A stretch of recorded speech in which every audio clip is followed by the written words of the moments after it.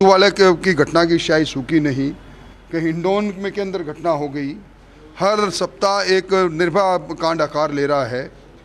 इसी बीच के अंदर सैनिक राज्य मंत्री उठे और उन्होंने कहा मुझे कुछ कहना है, और उन्होंने कहा कि राजस्थान के अंदर हमें शर्म आती है, राजस्थान में महिला दुष्कर्म बहुत ज़्यादा है, घटनाएं रोज़ हो रही है, और ये मैं कह रहा हूँ। मैंने खड़े होकर कहा कि सदन में सरकार कलेक्टिव रिस्पॉन्सिबिलिटी आर्टिकल 164(2) के तहत एक मंत्री बोलता है, ये माना जाता है कि पूरी सरकार बोले। और आपने भी देखा होगा कई बार जो विभाग के मंत्री नहीं रहते तो कोई भी मंत्री उठकर बात करता है, और जब हम कहते हैं कि आप क्यों बात कर रहे हैं तो कहते हैं कलेक्टिव रिस्पॉन्सिबिलिटी है। ये बात मैंने भी कही थी।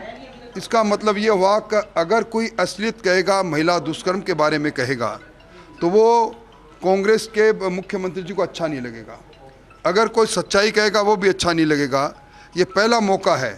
विधानसभा में गुडा जी ने कहा और उनको बर्खास्त किया। यही मुख्यमंत्री जी गुडा जी के पुत्र के जन्मदिवस पर गए थे इनके गांव में, और ये कह के गए थे कि अगर आप नहीं होते गुडा जी तो मेरी सरकार नहीं होती। आज उन्होंने यकाएक बर्खास्त किया। मैं समझता हूं कि एक कलई खुल गई है कि कांग्रेस अब आंतरिक लोकतंत्र में भी विश्वास नहीं करती, और कांग्रेस में अब महिला दुष्कर्म और महिला बलात्कार पर बात करना अब टेढ़ी खीर होगी। ये बात करना उनको नागवार गुजरा है। सर, आपको लगता है इंटरनल डेमोक्रेसी, आंतरिक लोकतंत्र तो कांग्रेस में कभी था ही नहीं, पर कांग्रेस में सिर्फ फटोवल इसलिए हो गई। गुडा जी जब गहलोत साहब के साथ थे तब तो बहुत अच्छे थे, और गहलोत साहब उनके पुत्र के जन्मदिवस तक चले गए।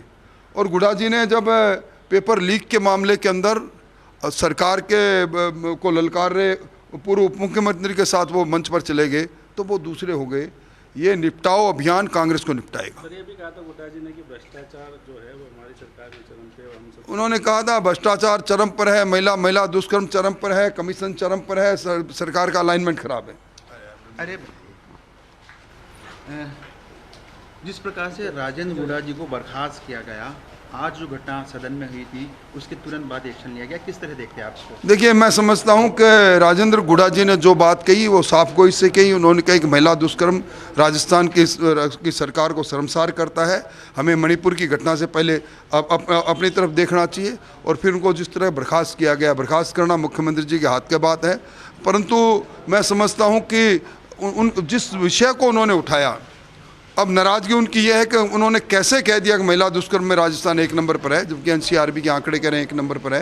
ये पहली घटना है, और इससे पहले भी गुडा जी तो सरकार के अलाइनमेंट के बारे में और कमीशन के बारे में कह चुके हैं।